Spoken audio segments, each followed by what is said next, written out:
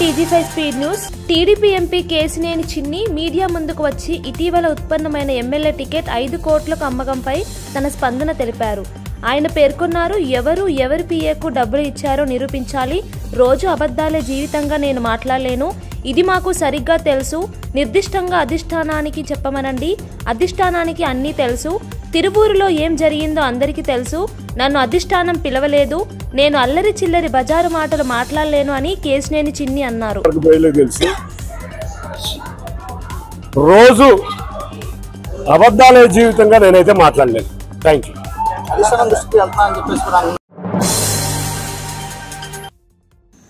రవాణా శాఖ మంత్రి రాంప్రసాద్ రెడ్డి ఇటీవల జరిగిన బస్సు ప్రమాదంపై మీడియాకు వివరాలు తెలిపారు. ఆయన చెప్పినట్టు మా ముందు ఉన్న తక్షణ కర్తవ్యం ప్రయాణికులను గుర్తించడం. తెలంగాణ, కర్ణాటక రవాణా శాఖ మంత్రులతో టచ్లో ఉన్నాం. బాధిత కుటుంబాలకు ప్రభుత్వం అండగా ఉంటుంది. ప్రమాదానికి గురైన బస్సుకు ఆల్ ఇండియా పర్మిట్ ఉంది. ఏ రాష్ట్రంలో అయినా ఈ బస్సును తిప్పే హక్కు వాళ్లకు ఉంది. ఇది ఆల్ ఇండియా పర్మిట్ ఉండే రాష్ట్రాలు డామన్ అండ్ డైలో రిజిస్టర్ అయిన బస్సు. ఈ బస్సు ఎక్కడైనా తిరగచ్చు. కేటగిరీలో వాటర్కు ఇంత డబ్బని చెల్లించే విధానంలో ఉంటాయి కాబట్టి వాళ్ళు ఎక్కడైనా ఈ బస్సును తిప్పే హక్కు వాళ్ళకు ఉంది కాబట్టి ఈ రూట్లో తిరిగింది. ముఖ్యంగా దీంట్లో దాపరికం లేదు. యాక్సిడెంట్కి సంబంధించి డ్రైవర్ యొక్క నిర్లక్ష్యమా, ఆ జరిగిన టైము, అది చాలా ముఖ్యం. ఎందుకంటే మొన్న వైజాగ్లో 100 మంది ప్రయాణించే గవర్నమెంట్ ఏదైతే మన సిటీలో తిరిగి ఇంటర్సిటీ బస్సు ఉంటుందో దాంట్లో ఫైర్ వస్తే వితిన్ 45 నిమిషాల లోపల 100 మంది ప్రయాణికులు కిందికి దిగారండి. అది టైం జరిగింది మార్నింగ్ 8:30కి జరిగింది. ఆ టైం ముఖ్యం. అలాగే ఆ బస్సు యొక్క డిజైన్ ఆర్డినరీ బస్సులో ఒక విధంగా డిజైన్ చేస్తారు, స్లీపర్ బస్సులో ఒక విధంగా డిజైన్. ఇది స్లీపర్ బస్సు డిజైనింగ్ కూడా ఏదో మేమిచ్చేది కాదే, మార్క్ గైడ్ లైన్స్ పరంగా సెంట్రల్ గవర్నమెంట్ వాళ్ళ నేతృత్వంలో డిజైన్ ఇచ్చిన బస్సులనే పర్మిట్ ఇస్తాము. దానికి చలానాలు డబ్బులు కట్టడం జరుగుతూ ఉంది కాబట్టి అలా ఎక్కడ గవర్నమెంట్ ల్యాబ్స్ అయితే లేదు. ఇదైతే రాష్ట్ర స్థాయి అటవీ శాఖ అధికారుల వర్క్షాప్లో గౌరవ ఉప ముఖ్యమంత్రి పవన్ కళ్యాణ్ పాల్గొన్నారు.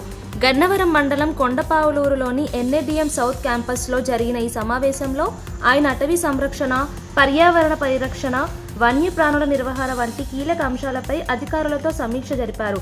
భవిష్యత్తు కార్యాచరణ, నూతన ప్రణాళికలపై దిశానిర్దేశం చేసి సుస్థిర అభివృద్ధి లక్ష్యాలను చేరుకోవడానికి చిత్తశుద్ధితో కృషి చేయాలని అధికారులను ప్రేరేపించారు.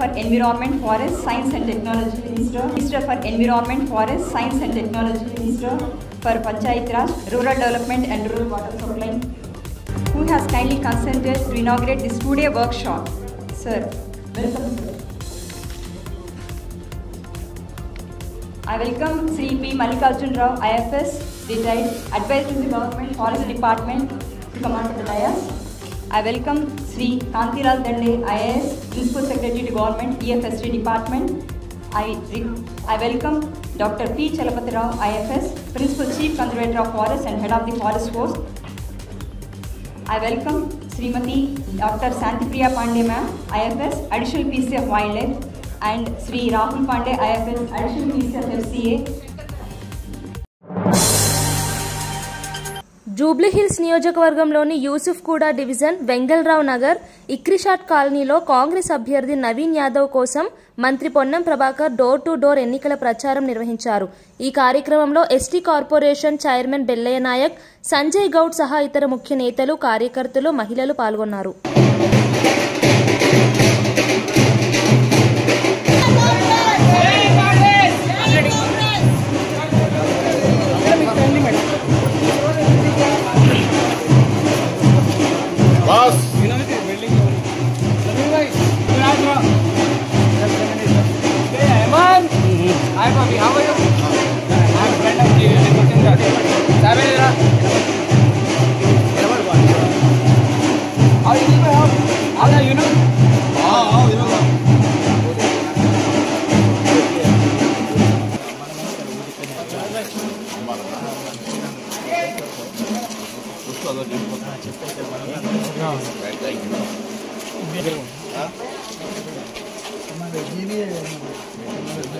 అన్న శివాన జరా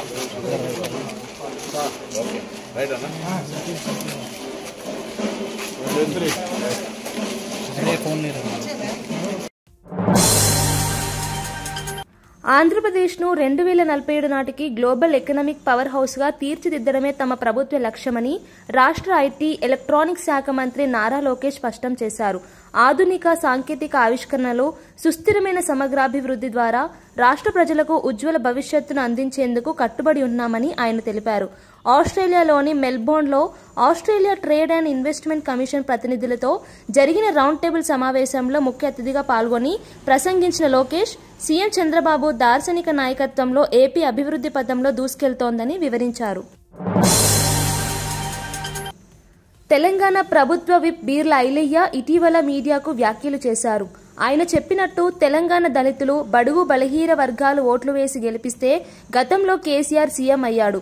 కుంభకర్ణుడు 6 నెలలు తిని 6 నెలలు నిద్రపోయినట్లు కేసీఆర్ రాజకీయం ఉంది. ఫామ్ హౌస్ లో చెట్టు కింద హాయిగా కూర్చున్న కేసీఆర్ పనిచేస్తున్న మా ముఖ్యమంత్రి పైన పడి ఏడుస్తున్నాడు.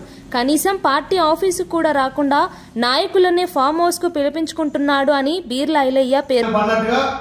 చెట్టు కూర్చేసుకొని కూర్చొని ఫామ్ హౌస్ నుంచే పరిపాలన, ఆయన పార్టీ పరిపాలన అనిపిస్తున్నాడు. కనీసం వాళ్ళ పార్టీ ఆఫీస్కి వచ్చి చర్చ చేసే దిక్కు దివ్వలేదు. పార్టీ నాయకులనే ఫామ్ హౌస్ పిలుచుకొని ఫామ్ హౌస్ నుంచి నువ్వు జూబ్లీసీ అభ్యర్థి, మా అభ్యర్థి గెలుస్తాడని చెప్తున్నావు. అసలు మీ అభ్యర్థికి డిపాజిట్ అని వస్తుందా? ఒక బీసీ బిడ్డ, యాదవ్ బిడ్డ నవీన్ యాదవ్కు కాంగ్రెస్ పార్టీ టికెట్ ఇస్తే ఇవాళ జూబ్లీస్ ప్రజలంతా కూడా బ్రహ్మరథం బట్టి సుమారు 70-80 వేల తోటి గెలిపిస్తామని చెప్పి జేజేలు పలుకుతుంటే మా నవీన్ యాదవ్, మా అభ్యర్థిని రౌడీ షీటర్ అంటున్నాం. మరి నీ కొడుకు కేటీఆర్